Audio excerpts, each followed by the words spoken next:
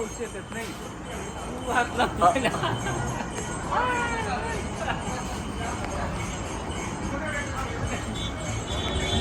Public बोलती है, public गाडी मांडा आता है. व्हिडिओ घ्यायची ना आपल्याला. व्हिडिओ मला पाहिजे. तुमच्या गाडीची घेऊन टाकतो पहिले खापपुडी. हे शेटची गाडी भाऊ. शेटनी काय कोठाळा घातला बघा. सकाळ धरून आमच्यापाशी थांबले. यांचा नंबर आताशी आलेला आहे.